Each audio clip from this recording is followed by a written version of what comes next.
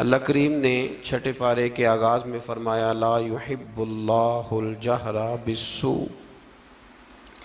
फरमाया बेशक अल्लाह पसंद नहीं करता कि बुरी बात का ऐलान किया जाए, ऐब एलानिया बयान किए जाएं। अल्लाह इसको पसंद नहीं करता।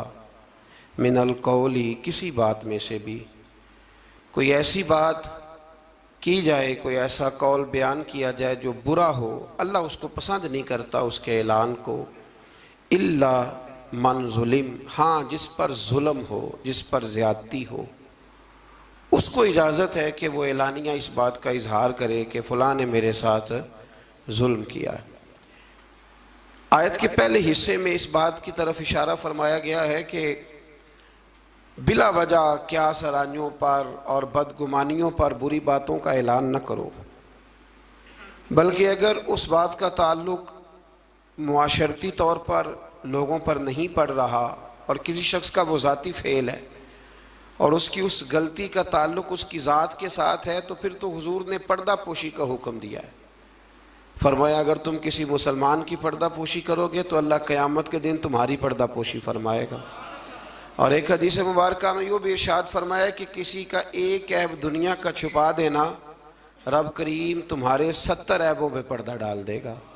लेकिन इल्ला मन जुलिम, जिस पर जुल्म हुआ हो, जिसने ज़्यादती सही हो और फिर उसको ये पता हो कि अगर मैं ये जुल्म सहूँगा तो ये जुल्म आगे बढ़ेगा और लोग भी इस जुल्म का शिकार होंगे, तो फिर वहाँ खामोश रहने का हुक्म नहीं है, वहाँ बात करने का हुक्म है, वहाँ इजहार करने का हुक्म है, वहाँ ऐलान करने का हुक्म है।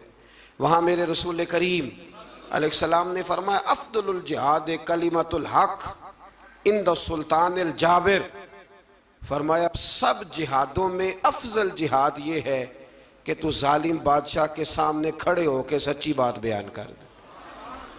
तू कह मेरे साथ ज्यादती हुई है, तू ऐलान कर। हज़रत उमर फ़ारूक रज़ी अल्लाह तआला अन्हु का ज़माना मुबारक था, तो मिस्र के बादशाह के बेटे ने एक आम आदमी के बेटे के साथ अपना घोड़ा दौड़ाया, तो उस गरीब के बेटे का घोड़ा जीत गया। बादशाह के बेटे को सुबकी महसूस हुई, तो उसने उस गरीब के बेटे की पुश्त पर कोड़े मारने शुरू किए। बहुत ज़्यादा कोड़े मार के अपने हसद की उस जलन को, आग को ठंडा किया। ये गरीब का बेटा रोता हुआ घर आ गया।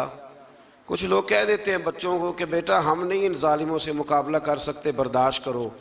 वो जुल्म को फ़रोग देते हैं, वो ज़्यादती को परवान चढ़ाते हैं। इस तरह लोगों के हाथ भी खुलते हैं और जालिम ज़्यादा से ज़्यादा जुल्म करने पर माज़अल्लाह आमादा होता है। जब बेटे ने आके घर बताया ना उस गरीब को कि गवर्नर साहब के बेटे ने मेरी पुश्त पे दुर्रे मारे हैं, तो उसने कहा बेटा मेरे साथ घोड़े पे बैठो। कहा अब्बा जी कहाँ जाना है? तो कहा बेटा ये जुल्म का दौर नहीं, ये उम्र का दौर है, खामोश रहना जुल्म रहेगा, मेरे साथ चलो मदीना शरीफ चलते हैं। रात का वक़्त था, जनाब उमर सोए हुए थे। उस फरियादी ने दरवाजे पे आके सदा लगाई तो कमाल ही कर दी। उसने कहा उमर बाहर निकलो, ये सोने का वक्त नहीं। जब जुल्म होने लगे दुनिया में तो बादशाह सोया नहीं करते, बाहर आओ। जनाब फ़ारूक आदम बाहर आए तो उसने कहा उमर हमारी गलती क्या है कि हम गरीब हैं? गलती ये है कि हम तंगदस्त हैं, मजबूर हैं। देखो मेरे बेटे की पुश्त का क्या हाल किया। हज़रत उमर ने उसी वक्त बंदे दौड़ाए, फरमाया पकड़ के लाओ गवर्नर को भी और बेटे को भी। दोनों बाप बेटा आए तो कहा बेटा जब इसने तेरी पुश्त पर दुर्रे मारे थे तो तू अकेला था? कहा हाँ। फरमाया अब तो सारा दरबार सजा है ना, तू सबके सामने दुर्रे मार। बेटे को दुर्रे लगाए और गवर्नर साहब के लिए हुक्म जारी किया कि इनसे शाही लिबास उतरवा के ना तो इन्हें बोरिए का लिबास पहनाओ, आज के बाद गवर्नर ही नहीं करेंगे, ऊंट चराया करेंगे। लोगों ने कहा हुजूर गवर्नर साहब का क्या कसूर है, गलती तो बेटे की थी। फरमाने लगे इसी का तो कसूर है, इसी ने तो उसके दिल में ये बात डाली है कि तू गवर्नर का बेटा है। किसने उसके दिल में ये बात डाली कि तू गवर्नर का बेटा है? जुल्म को फरोग उन लोगों ने दिया है जो जुल्म सहने लगे। जुल्म को फरोग उन लोगों ने दिया है जो महंगाई पर खामोश रहते। दुनिया में कतील उससा मुनाफिक नहीं कोई जो जुल्म तो सहता है बगावत नहीं करता। दुनिया में कतील उससा मुनाफिक नहीं कोई, ये सबसे बड़ा जालिम है जो जुल्म सहता है और लोगों को भी मशवरा देता है इस दौर में कुछ नहीं हो सकता, लिहाजा चुप कर जाओ, कोई एक तो बोलेगा ना। यार मैं हैरान होता हूं कभी कभी, यानी जमाना बीत गया ना हमें ये कहते हुए कि पाक चीन दोस्ती जिंदाबाद, और उस नाम पर हमने चीनियों को आम वीजे दिए और बगैर किसी तफ्तीश के उनको हमने परमिट जारी किए यहां आने जाने के, और उन्होंने ये हाल किया है कि बीसियों के हिसाब से हमारी बेटियां ले जाके बेचनी शुरू कर दी। किधर गया हमारा सिफारती मौकफ, और कहां गया हमारा वो विजन जिसमें हम कहते थे हम बराबरी की बुनियाद पर लोगों के साथ वक्त गुजारेंगे। ये बराबरी की बुनियाद है, ये बराबरी की बुनियाद है। और टीवी रोज खबर ब्रेक कर देता है कि 2 बच्चियां और सामने आ गई हैं जिनके साथ ये जुल्म हो रहा है। हुकूमती नुमाइंदों में से किसी ने आगे बढ़ के बात क्यों नहीं की, इस पर गुफ्तगू क्यों नहीं की गई, और एहतजाज क्यों नहीं रिकॉर्ड कराया गया। उन बच्चों को गिरफ्तार कर लिया गया है, लोगों को दिखा दिया गया है, लेकिन हमने बड़े लोग गिरफ्तार होते भी देखे और फिर रातों रात वापस जाते भी देखे। ये हमने रंग देखा, किसी की दियत चली गई और किसी का कुछ चला गया, लेकिन ये जुल्म की रात ज्यादा देर तक चलेगी नहीं। ये याद रखें, जुल्म जब बढ़ जाता है तो फिर मिट जाता है, फिर वो ख़त्म हो जाता है। लेकिन मैं आपसे गुजारिश करूंगा, रमज़ान अल मुबारक में कुरान मजीद का 6ठा पारा पहले नंबर पर हमें कहता है जुल्म सहना छोड़ दो, जालिमों के साथ मवाफ़क़त करना, मुताबकत करना, उनके साथ प्यार करना ये छोड़ दो। जालिमों की दोस्ती अच्छी नहीं होती। इससे आगे जब हम बढ़ते हैं तो अल्लाह तबारक व तआला ने एक गिरोह का जिक्र किया है। इसके बारे में फरमाया कि वो अल्लाह और उसके रसूल के साथ कुफ्र करते हैं, और एक बड़ी अनोखी बात बयान की है। फरमाया वो कुफ्र भी करते हैं और वो अल्लाह और उसके रसूलों के दरमियान फ़र्क भी करना चाहते हैं। वो इरादा रखते हैं कि अल्लाह और अल्लाह के रसूलों के दरमियान फ़र्क कर दें, जुदाई पैदा कर दें। फरमाया उनका कहना यह है कि वो बाज़ रसूलों पर ईमान लाते हैं और बाज़ के साथ कुफ्र करते हैं। फरमाया ये लोग काफिर हैं और इनकी बातें रब करीम के लिए काबिल कबूल नहीं है, ये इनका रवैया अहले इस्लाम के लिए काबिल कबूल। और इन लोगों के बारे में अल्लाह करीम ने फरमाया उलाइका हुमुल काफिरून हक्का। फरमाया ये जो है ना कुछ रसूलों को मानते हैं, कुछ को नहीं मानते, और अल्लाह और उसके रसूल के दरमियान जुदाई करना चाहते हैं। फरमाया ये पक्के काफिर हैं, पक्के काफिर हैं, पक्के, ये बड़े पक्के। हमारे बरेली शरीफ में एक उस्ताद हुआ करते थे, हज़रत अल्लामा बहाउल मुस्तफ़ा साहब किबला, मौलाना अमजद अली आज़मी साहब रहमतुल्लाह ताला अलैह के छोटे साहिबजादे थे। वो अभी भी पढ़ाते हैं बरेली शरीफ में, जिन्होंने बहार शेर लिखी है। तो वो कहा करते थे कुछ काफिर होते हैं, कुछ सुपर काफिर होते हैं। हमने उनसे कहा जनाब ये सुपर काफिर कौन से होते हैं? कहते काफिर तो वो होता है ना जो अल्लाह रसूल को मानता नहीं, और सुपर काफिर वो होता है जो कहता है रब अलहदा रसूल अलहदा, बिल्कुल इनको करीब नहीं होना चाहिए। फरमाया ये सुपर काफिर है, इसलिए कि कलमा पढ़ के भी वो बात करता है जिसका कोई वजूद मौजूद अल्लाह ताला समझने की तौफीक अता फरमाए।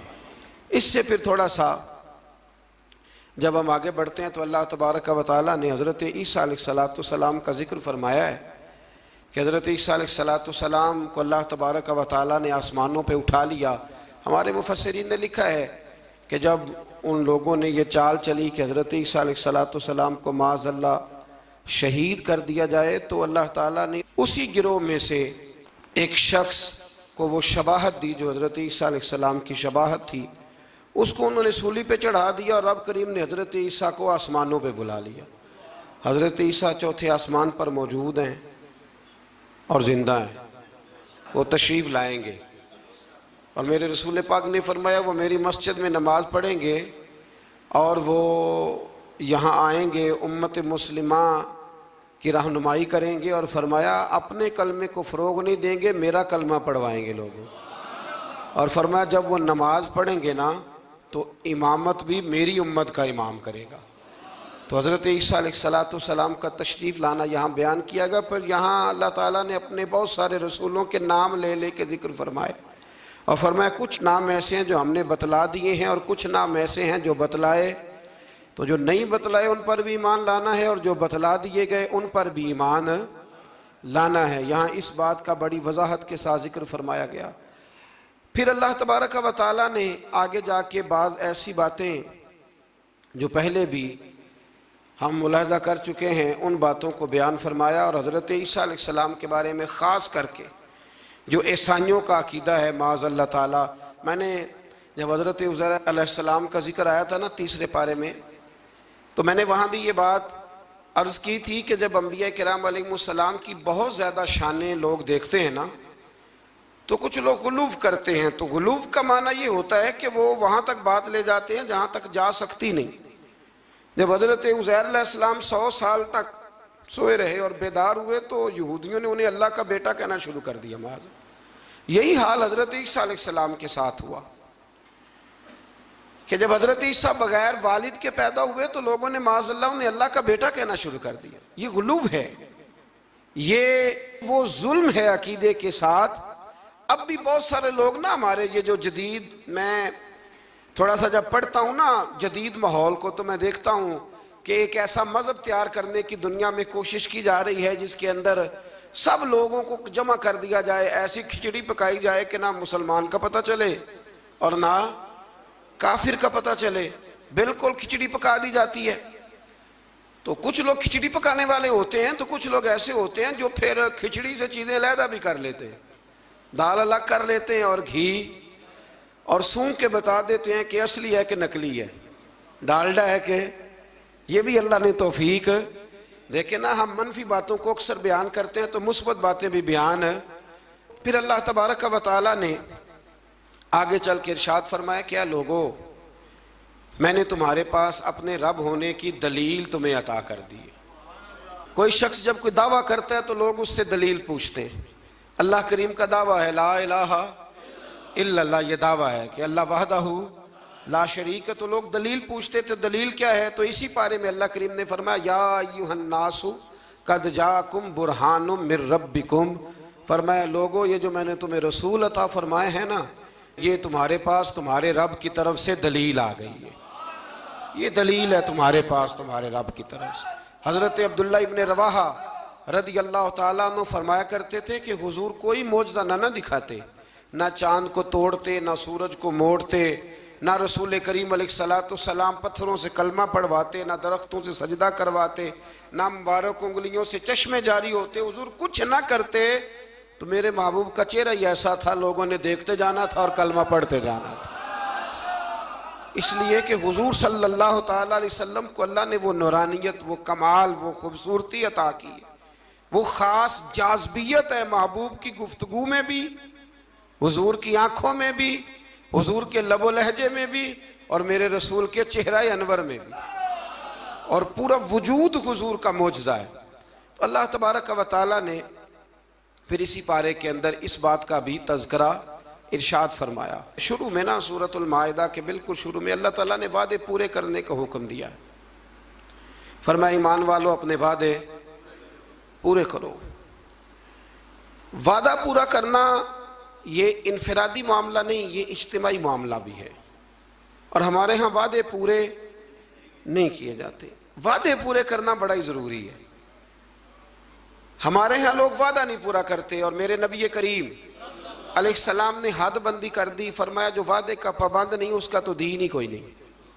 और हमारे मुल्क में हाल ये है वादों के हवाले से, मैंने का उम्मीदवार तकरीर कर रहा है और जिस बंदे ने अपनी जेब से उसके इश्तिहार छपवाए हैं, पैनाफ्लेक्स छपवाए हैं और उसकी तस्वीर उसने अपने दिल पे लगाई हुई, और नारे भी खुल के मारे हैं, उसने खुल के नारे लगाए हैं। और जब उसने वादा किया ना कि बस ये सड़कें पक्की हो जाएंगी, ये पेरिस बन जाएगा और साथ वाली गली मैनचेस्टर बन जाएगी, और उससे अगली जो गली होगी वो लीड्स बन जाएगी, और उससे आगे जो है वो बिल्कुल बरतानिया वाले देखने आया करेंगे, ये सारे उसने जहाँ जहाँ वादा किया वहाँ वो जिसने स्टिकर लगाया था उसने नारा लगाया, पूरा नारा लगा, पूरी बात हुई। लेकिन जब वो तकरीर सुन के बाहर निकलता है ना, पैसे भी उसने जेब से लगाए हैं, नारे भी उसने लगाए हैं, कुर्सियों में हिस्सा भी डाला है जो वहाँ उसने सजाई हुई थी, और बाहर निकलते वही बंदा कह रहा है कि जो ये कह रहा है ना सारा झूठ ही कह रहा है, खुद बयान कर। ये कौमी लीडरों की बात कर रहा हूं, तो आप अंदाजा कर लें कि आम लोग, हुजूर ने फरमाया नास वाला दीन मलूक है, लोग अपने सरदारों के मजहब पे होते हैं। तो अगर सरदारों का, बड़ों का ये मेयार होगा गुफ्तगू का कि उनके सपोर्टर और वोटर कहेंगे ये बोल झूठ रहा है सारे, इसने करना कराना कुछ भी नहीं, तो जब आपके वादों की नौयत ये हो जाएगी तो इसको कभी भी इनफरादी मसला ना समझे, इसे इज्तिमाई मामला समझे। मेरे रसूल करीम सल्लल्लाहु ताला अलैहि वसल्लम इस कदर ज़्यादा पाबंदी फरमाते थे कि हज़रत मरसद रज़ी अल्लाह ताला अन्हु फरमाते कि ऐलान नबुव्वत से पहले एक शख्स ने हुजूर के साथ लेन देन का कोई मामला किया, कोई चीज़ उसने खरीदी हुजूर अलैहिस्सलाम से, और नबी पाक को एक कुएं पे बिठा के वो घर चला गया पैसे लेने, तो जाके भूल गया। 3 दिन के बाद उसे याद आया और वो शख्स कहता है जब मुझे याद आया तो फिर भी मैं दौड़ के नहीं आया। मैंने कहा कि वो चले गए होंगे, 3 दिन कौन बैठा रहता है। फिर भी मैं अपने काम शाम समेट करके आया। सैयदा खतीजतुल कुबरा रदी अल्लाह ताला अन्हा के दरवाजे पर मैंने दस्तक दी, और जब अंदर से सैयदा बोली और उन्होंने बोल करके फरमाया कौन है, तो मैंने कहा कि मैं हुजूर अलैहिस्सलाम से मिलने आया हूँ। तो वो कहने लगी कि वो 3 दिन हो गए हुजूर तो घर ही नहीं तशरीफ़ लाए। फरमाते हैं फिर मैं तड़पा और मैं दोबारा उस जगह आया तो हुजूर ने कुछ सख्त जुमला नहीं कहा, फरमाने लगे खैरियत तो थी, आपने तो मुझे मुश्किल में मुब्तला कर दिया। आपने फरमाया यहाँ बैठो, तो मैंने कहा बैठता हूँ, तो फिर 3 दिन हो गए बैठा हूँ। तो कहते उसने कहा कि आप उठ जाते, तो महबूब फरमाने लगे कैसे उठ जाता, तेरे साथ वादा जो कर लिया था यहाँ बैठूंगा, उठ कैसे जाता। तो मियार बनाए ज़िंदगी के अंदर। ये क्या बात हुई कच्ची कच्ची बातें करना, और बातें करते वक्त भी इरादे कच्चे रखना, बात हो जो गई। फिर से आगे अल्लाह तबारक व तआला ने कुछ ऐसे जानवरों का जिक्र फरमाया है जो हलाल हैं, और कुछ ऐसी इशारे इरशाद फरमाए हैं कि कुछ जानवर ऐसे हैं जो खाना मुसलमान के लिए जायज़ नहीं है। अब हमारा ये मामला है कि हमें तहकीक चाहिए होती है, हमारे कालम निगार और मीडिया की बेलगाम आज़ादी और सोशल मीडिया पर बेहंगम गुफ्तगू, हमें हर चीज़ की दलील चाहिए होती है। अब ये भी लोग सवाल करने लगे हैं जी वो हराम जानवर जो यूरोप के यहाँ इतना ज़्यादा खाया जाता है, वो बीमार तो नहीं होते, वो मरते तो नहीं, तो वो फलां तो नहीं होता। तो खुदा के बंदो, कोई ज़रूरी है कि कोई ऐसी चीज़ लोग खाएं तो उससे मारी जाएं तो वो गलत होगी? नशा करने से आदमी मर जाता है। लेकिन हज़रत सिद्दीक़ अकबर ने जो जवाब दिया था वो बड़ा शानदार है। किसी ने कहा कि जब शराब हराम नहीं हुई थी तो तब आप पीते थे? तो तब अबू बकर सिद्दीक़ फरमाने लगे मैं वो काम नहीं करता जो करने के बाद बीवी और बहन की पहचान ख़त्म हो जाती है, मैं वो काम नहीं करता। आप समझिएगा बात को कि ज़रूरी है कि हर बात की हिकमत ही बताई जाए, और यही कहा जाए कि वो फलानी चीज़ खाने के बाद कोई मर गया है, ज़रूरी है तो फिर और बहुत सारी चीज़ें आप उनको खाएं और खाने के बाद तजर्बा करें और बताएं कि मरे हैं कि बचे हैं। तो ये बेहंगम आज़ादी बेहंगम गुफ्तगू को जन्म देती है। कुरान किताब हिदायत है, हर जगह हिदायत देता है, लेकिन कुछ जवामिउल कल्म हैं, 1-2 जुमलों के अंदर समुंदर बंद है। कुछ आयात ऐसी हैं कि जिन आयात का रट लेना बड़ा ज़रूरी है, और जो रोज़ हमारे एक दूसरे से ताल्लुक़ रहते हैं, रिश्ते रहते हैं, उन रिश्तों के अंदर वो आयात हमारे लिए संग मील हैं। इसी तरह का जिक्र अल्लाह ताला ने यहाँ भी इरशाद फरमाया, फरमाया वतावनु अलल बिर्रि वत्तक़वा।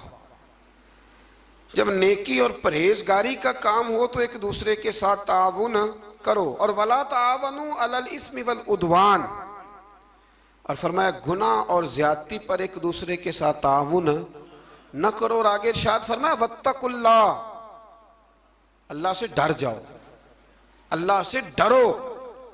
नेकी और परहेजगारी का काम हो तो ताउन करो, आगे बढ़ो, शाबाशी दो, प्यार करो।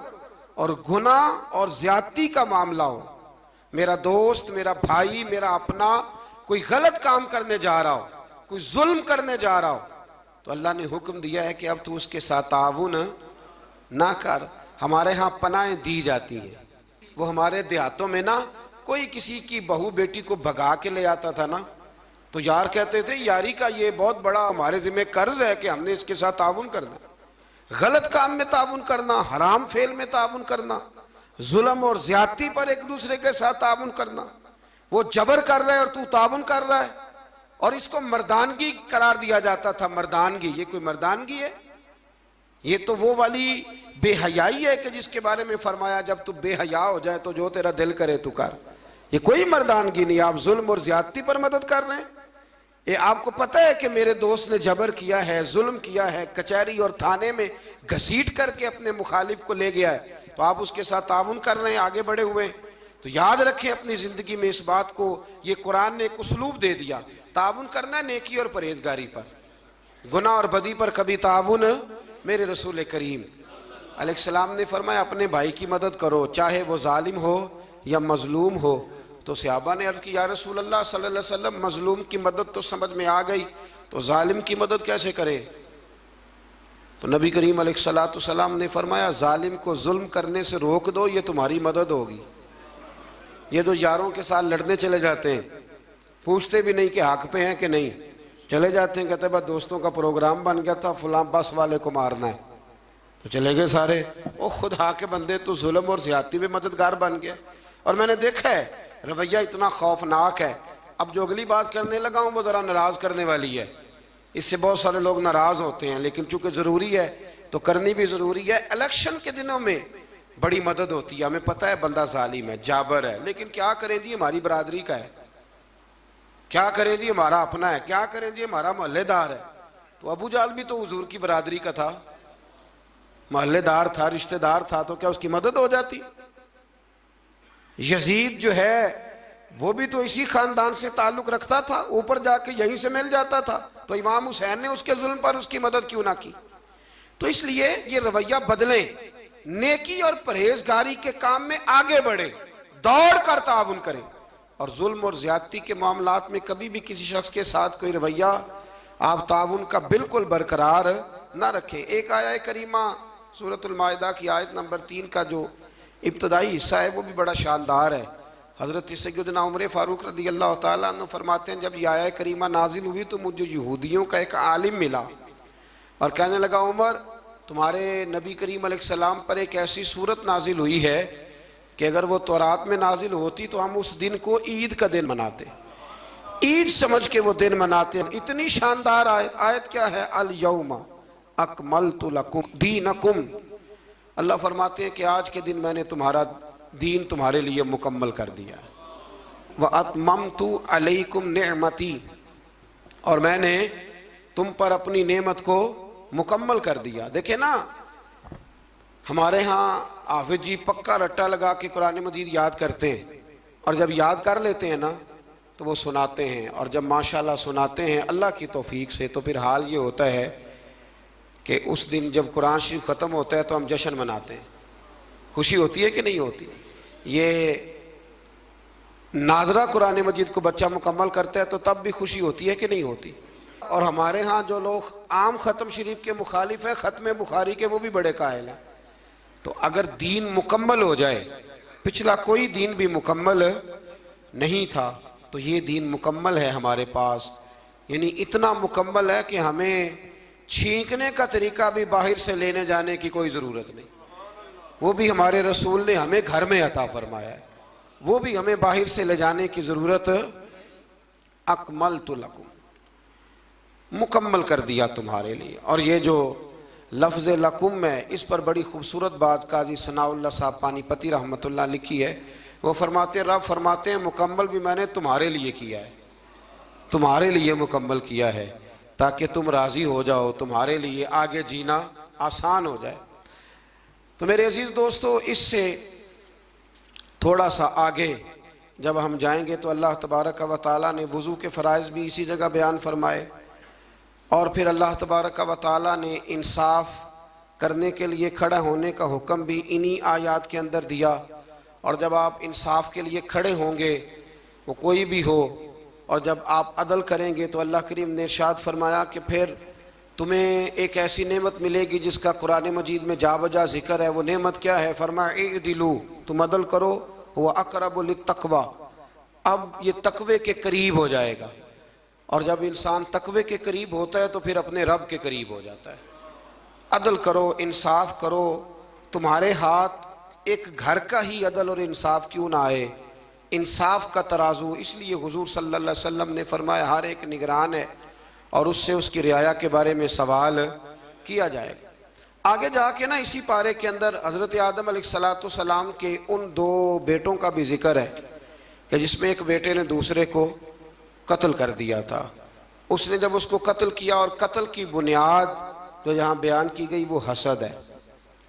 हसद जो होता है ना, हसद ये एक अजीबोगरीब चीज़ का नाम है, रोग है ये बातन का, ये बातन का रोग है।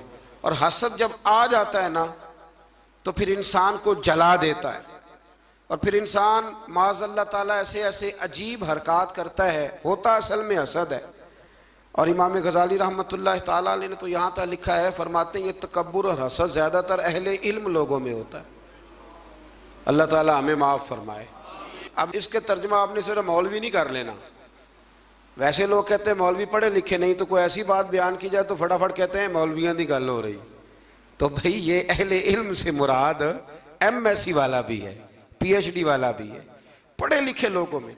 और ये जो तकलीफ दे किस्म की अजियत देते हैं ना अपने मुखालिफ को, ये अक्सर पढ़े लिखे लोग देते हैं। सादा आदमी तो गुस्सा भी सादगी में ही करता है और राजी भी सादगी में हो जाता है। तो वो हसद की बुनियाद पर काबिल ने हाबिल को कत्ल कर दिया। तो आगे कुरान मजीद ने जो उसलूब बयान किया वो बड़ा और ज़्यादा नसीहत आमोज़ है। जब कत्ल किया तो अब क्या करे, भाई की लाश को उठा के फिर रहे हैं कि इनका किया जाए। तो उनको दफन करने का तरीका कव्वे ने सिखाया। कव्वे ने भी लड़ते लड़ते दूसरे कव्वे को मारा, फिर उसने अपनी चूंच के साथ ज़मीन को खोदा, फिर उसके अंदर उसने कव्वे को रख के उसके ऊपर मिट्टी डाली। तो काबिल को समझ आ गई कि इस तरह करके मैंने भाई को दफन करना है। तो अगर कव्वा कोई बात सिखा सकता है तो इसका मतलब है सीखने वाला कहीं से भी सीख सकता है। शर्त यह है कि उसका सीखने का प्रोग्राम हो, उसका इरादा हो कि मैंने सीखना है। कुछ चीज़ें ऐसी होती हैं जो नज़रियाती होती हैं, तो जो नज़रियाती चीज़ें होती हैं उन पर ज़ाहिर है फोकस भी ज़्यादा होता है। और नज़रियाती चीज़ें जो ऐसी हैं जो ज़िंदगी में भी अमल करने में रास्ता आसान करती हैं और मरेंगे तो कब्र में भी हमें फ़ायदा देंगी। तो एक नज़रियाती आयत है, इसी के अंदर आयत नंबर 35 सूरतुल माइदा में, उसमें अपनी बात को समेटता हूँ। अल्लाह करीम ने फरमाया या अय्युहल्लज़ीना आमनुत्तकुल्लाहा वब्तगू इलैहिल वसीला, ए ईमान वालो अल्लाह से डरो और उसके रास्ते में वसीला तलाश करो। अल्लाह क्या फरमाते हैं, अल्लाह से डरो और उसके रास्ते में वसीला। तो जब अल्लाह वसीले को पसंद करता है तो अल्लाह वसीले को, यार वाज़े आयत आ गई, वाज़े। मैं हैरान होता हूँ बाज़-औक़ात कि वाज़े दलील के बावजूद लोग कहते हैं कि जी यहाँ से मुराद कुछ और है। तो मैंने कहा किसने तुम्हें कहा कि मुराद लो? तुम कौन होते हो अपनी मर्जी से कुरान की तशरीह करने वाले, तफसीर करने वाले? क्यों, किस तरह तुमने मुराद लिया? कहने लगे जी वब्तगू इलैहिल वसीला का माना है अपने आमाल का वसीला पेश करो, नबी करीम का वसीला ना पेश करो, अपने आमाल का। और एक दलील है वो हदीसे गार, 3 लोग गार में चले गए, उन्होंने अपने अपने अमाल का वसीला दिया तो अल्लाह तबारक व तआला ने निजात दे दी। यानी वो नमाज जिस नमाज में सारा सौदा बेचा है दुकान का, कहते हैं उसका वसीला दे लो, पता नहीं वो नमाज कबूल भी है कि नहीं, उसका वसीला दे लो तो दुरुस्त है।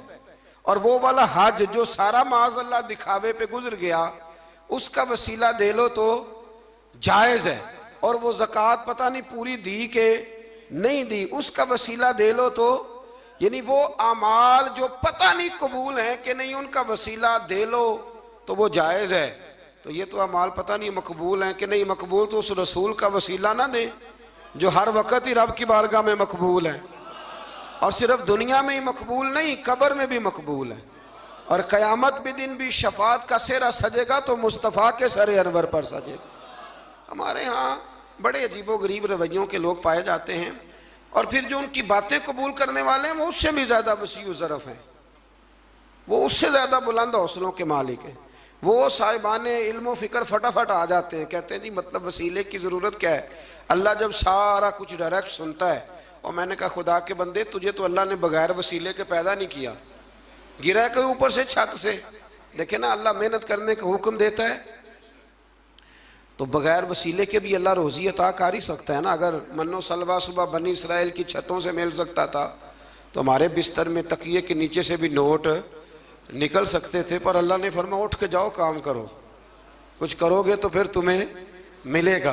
तो जब अल्लाह ताला ने सारा निज़ाम ही वसीले का बनाया है तो अजीब मंजर है और अजीब कैफियत है कि इस बात पे लोग किताबें छापने लग जाते हैं, इस पर लोग तवज्जो देने लग जाते हैं। मेरे रसूल करीम अलैहिस्सलाम की साहिबजादी का विसाल हो गया तो जब गुस्ल दिया हुजूर की बड़ी साहिबजादी को, तो नबी करीम अलैहिस्सलाम ने इरशाद फरमाया कि ठहरो, अभी कफन न देना।